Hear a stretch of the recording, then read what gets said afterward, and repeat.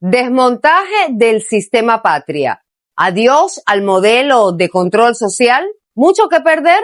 Congreso de Estados Unidos alerta sobre una transición venezolana incompleta. Cambio de reglas. La sociedad civil gana peso en la nueva selección del Tribunal Supremo de Justicia. Les contamos. ¿Qué tal, amigos? Muy buenos días. Hoy, miércoles 19 de agosto de 2026, hay mucho que contar, pero también mucho que explicar. Soy Mildred Manrique y desde ya los ponemos en contexto con las noticias de la emisión matutina de Impacto Venezuela. Comenzamos. Uno de los mecanismos más emblemáticos del chavismo podría desaparecer. Proponen eliminar el sistema patria y sacar de esta plataforma los bonos y beneficios que reciben millones de venezolanos en medio de señalamientos que durante años han vinculado este sistema con el control social. Quique Frías nos cuenta. ¿A partir de cuándo aplica esta ley? Porque seguimos en lo mismo. El dirigente político y diputado David Uzcategui pone sobre la mesa una polémica propuesta, la eliminación del sistema patria usado por el chavismo para bonificaciones durante la larga crisis venezolana. Su denuncia apunta a que el dinero de trabajadores, educadores y pensionados no debería pasar por una alcancía virtual del Estado antes de llegar a sus titulares. Tu dinero no tiene por qué estar atrapado. Cuando a ti te pagan un trabajo o te dan tu pensión, ese dinero ya es tuyo. No tiene sentido que primero caiga en una página web y que tengas que aceptarlo o pedir que lo pasen al banco. Debería caer de una vez en tu tarjeta para comprar la comida o tus medicinas sin esperar a nadie. No es una realidad que escapa de la solicitud que viene haciendo el movimiento de los trabajadores en Venezuela. Hemos manifestado abiertamente el hecho de que el concepto bonificado de las condiciones de ingreso de los trabajadores no benefician ni alimentan el tema de la seguridad social. Debo decirte que lo que establece el artículo 91 de la Constitución, que establece un salario digno, que cumpla las condiciones básicas y sociales de los trabajadores. Uzcategui abre el debate sobre un mecanismo que carga con un ancla de arbitrariedades. El sistema patria no nació como una simple plataforma de pago. En 2017 el chavismo inició el registro del Carnet de la Patria, un documento código escaneable para acceder a servicios sociales. Para 2018 Human Rights Watch señalaba que millones de venezolanos dependían de ese instrumento para recibir cajas de comida en un momento complejo de desabastecimiento, acceder a medicinas y doctores, viviendas, pensiones, útiles escolares y bonos especiales. Derechos y ayudas públicas quedaron atados a un registro paralelo controlado desde el poder. El código QR, leído a través de los celulares, comienza la implementación y depósito de los 8 millones de bonos de arranque de año del Carnet de la Patria, el bono de Reyes. Nosotros hemos rechazado, Quique, contundentemente esa condición de bonificaciones. Deja a los trabajadores en un gran estado de indefensión desde el punto de vista de las luchas históricas, las conquistas históricas. El tema de las prestaciones sociales, la seguridad social, las convenciones colectivas, estos elementos que están amarrados a un salario digno, a un salario que represente condiciones estables para los trabajadores, que hoy no la vivimos en Venezuela. Hoy conseguimos un ingreso pulverizado, desaparecido, devastado, que tiene a los trabajadores en el grado de la indigencia. También se documentó que Maduro ofrecía premios electorales a quienes votaran y dejaran constancia en el sistema patria. La organización no gubernamental Provea también señaló que la política social basada en bonos del carnet es excluyente porque se otorga bajo discreción del propio gobierno. Nosotros estamos de acuerdo con la posición del diputado Uzcategui, en función de que realmente se pueda desaparecer la condición del bono de guerra y alimentar esa condición del bono a el salario de ingreso de los trabajadores, y que este ingreso del bono de guerra pueda alimentar utilidades, vacaciones, prestaciones, y desaparecer el tema de la bonificación. La nueva Venezuela, la que en teoría se construye desde la negociación y diplomacia tutelada por el gobierno de Estados Unidos, tendrá que ir a un debate necesario: beneficios sociales con condicionamientos o una economía libre que beneficie según el esfuerzo y trabajo. Reportó para ustedes Quique Frías, Impacto Venezuela. Vamos a interactuar con la pregunta del día de Impacto Venezuela, disponible de lunes a viernes en todas nuestras plataformas digitales. La de hoy es la siguiente. Durante años, los bonos han sido cuestionados como mecanismos de dependencia y control del chavismo, pero ¿eliminar el sistema patria acabaría con esa práctica? Argumenta tu respuesta, los comentarios están a tu disposición. Te leemos a la emisión estelar. Desde el Congreso de Estados Unidos advierten que la transición venezolana sigue incompleta, mientras viejas estructuras se resisten a ceder y las elecciones libres continúan sin fecha. María José Prado nos amplía. Maduro salió del poder, pero el chavismo no. Un informe del Congreso de Estados Unidos advierte que la transición venezolana sigue incompleta y que el principal obstáculo no es solo reconstruir al país, sino desmontar una estructura de poder que todavía permanece activa. Un cambio definitivo, un cambio que está comenzando la transición, y eso lo podemos decir con mucha firmeza, con este proceso de reinstitucionalización que garantiza además la estabilidad política para lo que va a ser la tercera fase de la doctrina Rubio, que tiene que ver con la democratización en Venezuela. Definitivamente el cambio comienza con esta reinstitucionalización, este cambio de los poderes públicos para que nos dé al pueblo venezolano la suficiente confianza para volver a creer en la democracia. Y allí aparece una de las señales más claras de esa lucha interna. Nicolás Maduro Guerra ha defendido que el chavismo debe garantizar su hegemonía absoluta y hacerla irreversible. Para Nickmer Evans, esa postura revela una pelea por sobrevivir políticamente, incluso entre quienes alguna vez fueron parte del mismo círculo. El informe del Congreso describe algo parecido desde otra perspectiva.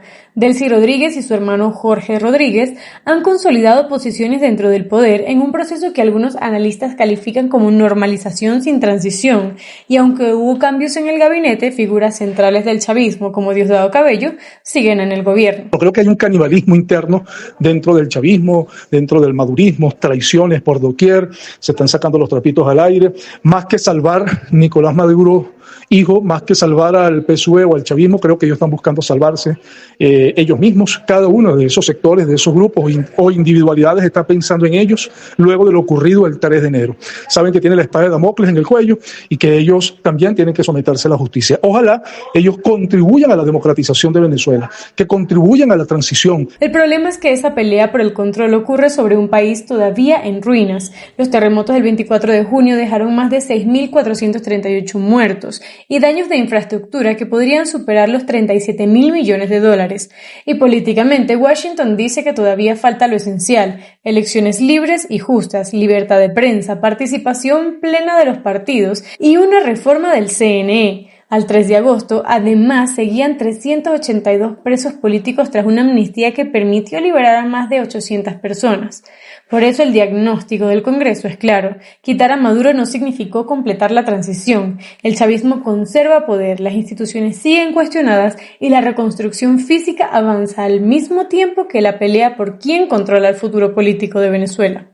Casi 2 meses después de los terremotos, la reconstrucción en Venezuela no avanza al mismo ritmo de la emergencia.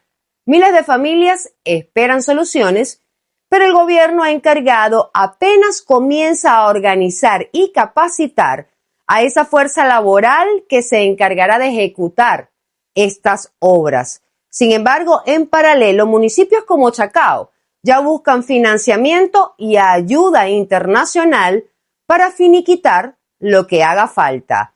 Veamos la nota especial que nos trae nuestra compañera Juliana Palmar.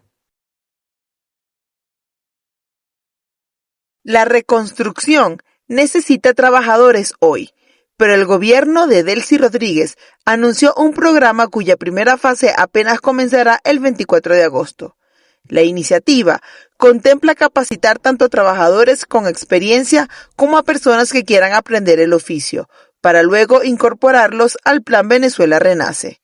El problema es el tiempo. Casi 2 meses después de los terremotos, con casi 18.000 damnificados, 856 edificios afectados y 190 colapsados, todavía se está organizando quiénes estarán disponibles para reconstruir. Estamos también visualizando cómo impulsar el empleo.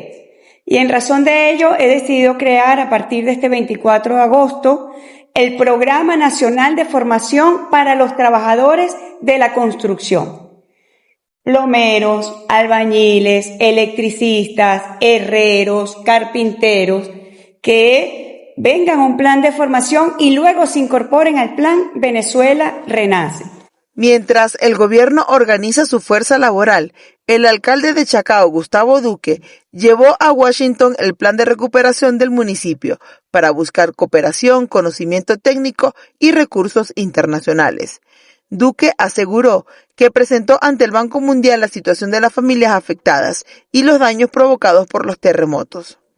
¿Es posible que el gobierno esté utilizando la capacitación también como una política de empleo, mezclando una respuesta social de largo plazo con una emergencia que exige resultados inmediatos? Consultamos con nuestro analista.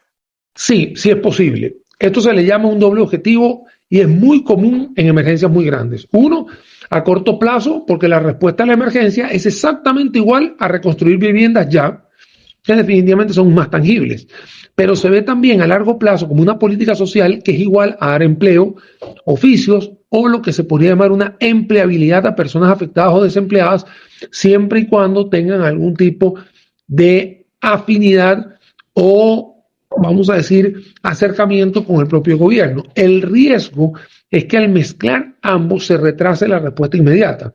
La Cámara Bolivariana de la Construcción asegura que el sector privado está dispuesto a participar en la ejecución de obras y viviendas mediante alianzas con el gobierno.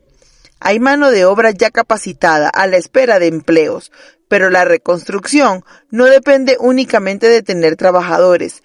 También necesita proyectos adjudicados, financiamientos, materiales, terrenos, permisos, empresas ejecutoras y supervisión técnica. La crítica del contexto es válida. En emergencia el tiempo cuenta y capacitar retrasa. Por lo tanto, se deben hacer las cosas rápidamente, de forma paralela y buscando que no haya tintes políticos para después buscar algún tipo de rédito a largo plazo que tenga que ver con el gobierno de turno o bien hacer las cosas por la sociedad. El Banco Mundial estima en $19.600 millones los daños físicos directos provocados por los terremotos. Ante una emergencia de esta magnitud, la pregunta ya no es solamente cuántas personas serán capacitadas, es cuándo comienzan las obras, cuántas viviendas serán reconstruidas, quién las ejecutará y con qué recursos. Porque se pueden formar miles de trabajadores, pero sin proyectos, financiamientos, materiales, empresas y cronogramas, la capacitación no reconstruye una sola vivienda. Para Impacto Venezuela, Juliana Palmar. La herencia económica del chavismo todavía no termina de cuantificarse. Cuando Venezuela se prepara para renegociar miles de millones de dólares en deuda externa, un nuevo laudo agrega más de 1.500 millones de dólares a una cuenta que sigue creciendo. Continuamos con Juan Gutiérrez Gamba. Venezuela se prepara para reestructurar una deuda soberana que podría alcanzar los 240.000 millones de dólares. Pero el problema es determinar cuánto se debe realmente. Durante casi 3 décadas se acumularon bonos impagos, préstamos y reclamos empresariales, mientras el país dejó de publicar información financiera completa y consolidada. El tema de no saber cuánto debemos hace que la situación sea más compleja, ¿no? Es que en este momento Venezuela ni siquiera debería estar pensando en refinanciamiento y reestructuración. ¿Por qué? Porque, claro, después del 3 de enero, los bonos empezaron a reevaluarse, a aumentar de precio, y eso, lejos de ser una ventaja para Venezuela, ha sido toda una complicación, ¿no? La incertidumbre crece con una nueva obligación de más de 1.500 millones de dólares que tiene Venezuela con la aseguradora estadounidense Liberty Mutual. El caso se suma a una larga lista de reclamaciones y demuestra la dificultad de cerrar una cuenta que todavía está siendo conciliada. Venezuela tiene que sentarse con esos acreedores para decir, bueno, mira, soy un país quebrado y tal vez no te voy a poder reconocer el aumento de esos bonos, ¿no? Dinero que no sabemos cómo se endeudó, qué hizo para endeudarse, a qué acuerdos llegó, no sabemos la república, digamos, la legitimidad de esas deudas, los países, o sea, hace falta clarificar en realidad todo el panorama económico antes de siquiera saber si son 240.000 o son 241.500 millones. En julio, el indicador de bonos de mercados emergentes de Venezuela se ubicó en 7.098 puntos, el nivel más alto del mundo. Este es incluso 7.5 veces el riesgo de Ucrania, país que lleva más de 4 años en guerra.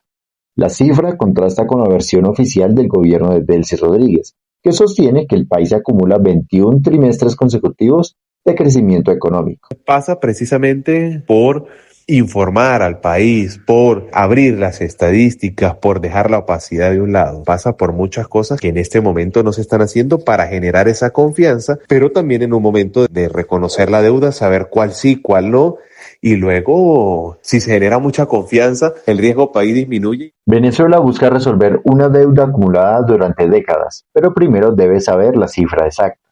La negociación tendrá que conciliar bonos, préstamos y reclamos, mientras el país necesita recursos para reconstruirse y reactivar su economía.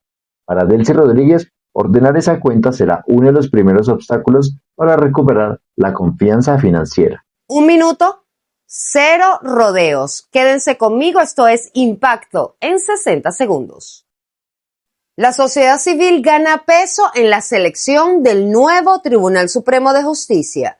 El proceso para escoger a los 32 magistrados arrancará nuevamente desde cero, según informó el diputado Ramón López, integrante de la delegación de la Asamblea Nacional de 2015, en el proceso político promovido por Estados Unidos. El anterior Comité de Postulaciones Judiciales, instalado el 19 de mayo con 21 integrantes, de los cuales 11 eran diputados y 10 representantes de la sociedad civil, será sustituido por uno de 23 miembros, esta vez con mayoría de la sociedad civil. También se endurecerán los criterios de evaluación y 7 juristas revisarán las credenciales de los aspirantes como filtro adicional. Estados Unidos sanciona a empresa vinculada al petróleo venezolano. Blue Waste Property Limit, empresa registrada en las Islas Vírgenes Británicas y vinculada al empresario energético Harry Sargent III, fue sancionada por sus conexiones con el sector petrolero venezolano. El Departamento del Tesoro ya había congelado activos de la compañía y autorizado a Sargent a desprenderse de sus intereses en North American Blue Energy Partners,